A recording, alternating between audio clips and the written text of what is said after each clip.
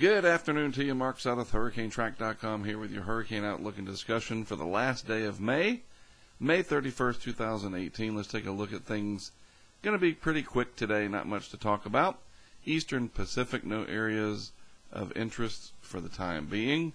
This may change as we get into June, since we are in a phase of the Madden-Julian oscillation that does not promote activity in this part of the world. I don't expect to see anything over the next week or so, but once we get into June, mid-June and beyond, maybe so. But we'll talk about that when that happens. Same can be said for the Atlantic Basin. There is that usual GFS long-range, 10 days out kind of rumbling of something developing down in this area, but the global forecast system is notorious for doing that.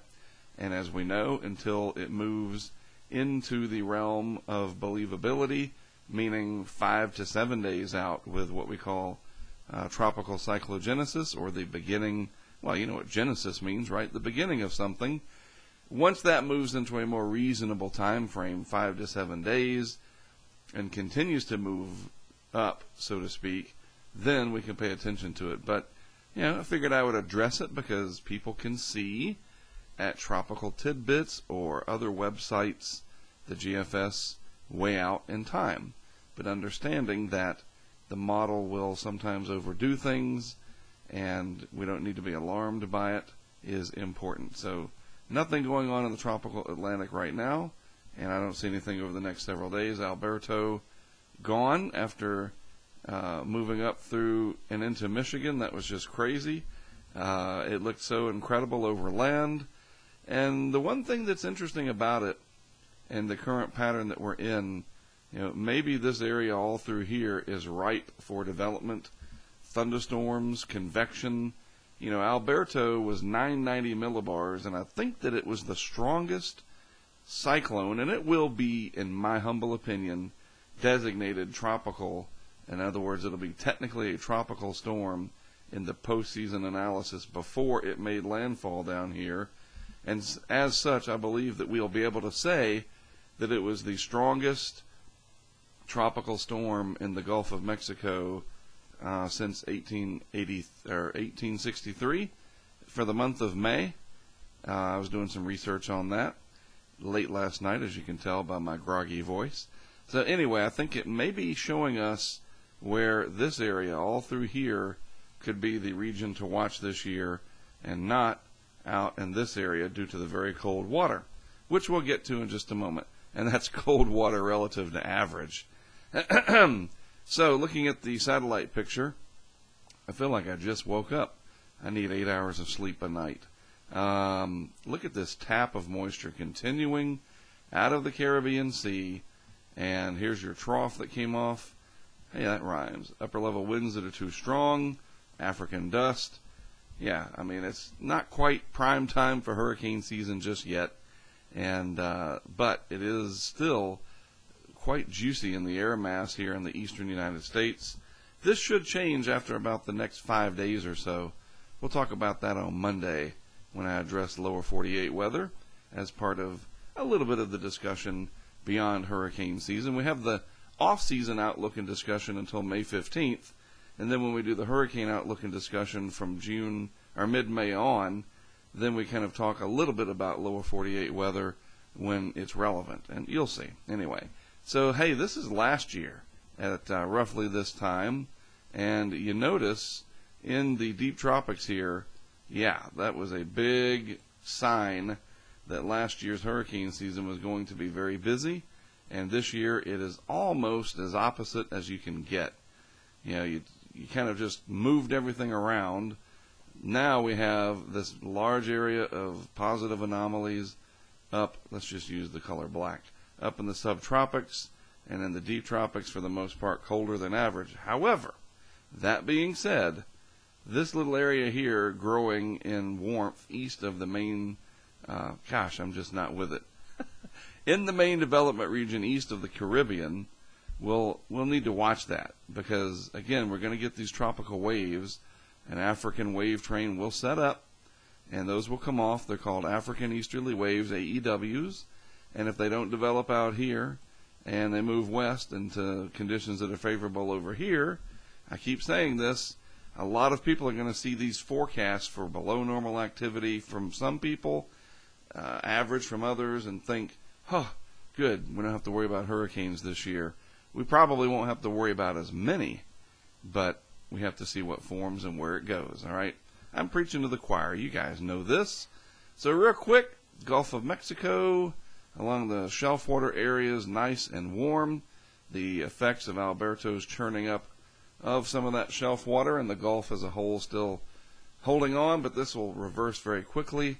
And once we get rid of this big moisture plume that's just, sending all that rain and instability across Florida, once that pattern changes, we'll see a pretty big warm-up of sea surface temperatures in the Gulf and the Caribbean Sea. Off the east coast of the U.S., the mid-Atlantic and the Northeast, cold up here, big-time wetsuit, just stay out of the water kind of stuff if you ask me. But further to the, or is it farther? Farther to the south, I'm going to struggle with that until I retire. Farther to the south, warming up, beach weather, it's here, enjoy it. No storms or hurricanes, anything to worry about. But you know what? Let's just go back to this. With all of this very warm water relative to average just off the East Coast, you never know. It could be an interesting season where systems are strengthening out of the deep tropics instead of peaking in the deep tropics. We'll talk about this more tomorrow. And this too. Phil Klotzbach and his team, the Dr. Phil Klotzbach, happy birthday to him today, updated their forecast calling for a near average season with 14 storms, including Alberto, so 13 more to go, 6 of them becoming hurricanes and 2 major hurricanes. So quite a difference from last year, and a total accumulated cyclone energy output ACE index of 90. So what does that mean? That's kind of like saying tonight the Cleveland Cavaliers are going to score 90 points. That's a forecast, and the Celtics are going to score 76 or whatever. I'm just saying it is an index. It doesn't it just tells you how much energy was output, just like points scored in a game. Football, basketball, hockey, baseball, doesn't matter. They're calling for 90, which is just a little bit below the long-term average, which, depending on who you look at, is around 100. Anywhere from 95 to 103 is usually the score, and it depends on what you look at. So slightly, just ever so slightly lower than the long-term average. But what if a lot of that energy happens near land, especially the southeast coast or Texas or whatever, right? That's the thing that none of these forecasts can tell you with any degree of certainty. Now, Jim Williams at Hurricane City has done pretty well the last couple of years, and we're going to talk about that some tomorrow night, the different forecasts that are out there and how they come to these conclusions. But there's not a lot of skill in saying on August 15th we really need to look out for a hurricane in X city. Nobody's able to do that just yet with any long-term, years and years and years of reliable track record success. Some people are maybe getting close, but anyway, I've always said we should try, because if we don't try, we'll never get there. So yeah, tomorrow evening, 7:30 Eastern Time, I'll set up the camera here in the office. It's going to be a nice, stress-free, fun conversation, very informal, just kind of chatting about all kinds of things, the history of my work, the seasonal forecasts, questions from you guys, have a couple of things that I'm going to give away. We'll have some trivia and talk about, how I fund this and some ideas for the future, and just kind of lay it all out there. And we all will have a big game plan when it's all said and done as to how I expect to cover the season, some suggestions from you on what you want to see me talk about, and I'll even talk about some suggestions that have already come in. And it's not going to be doom and gloom and whatever. Just this is a very fascinating subject, and let's treat it as such. And it'll be fun, all right? I don't want to dismiss that hurricanes aren't evil. Well, they're not evil because that implies that they have a personality.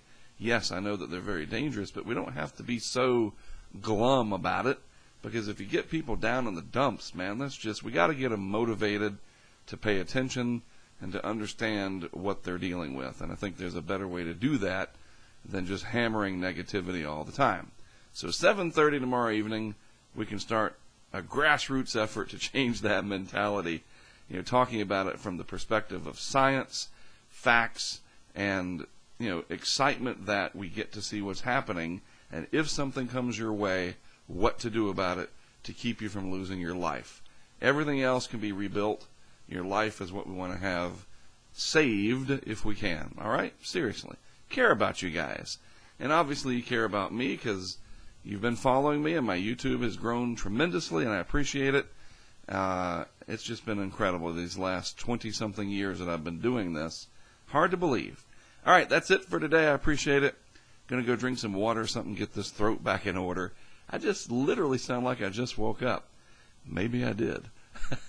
You guys have a good rest of your Thursday. I'm Mark Sudduth, HurricaneTrack.com. We'll talk again tomorrow, 7:30 Eastern Time. If you miss it live, I'll have it archived. I'll talk to you then.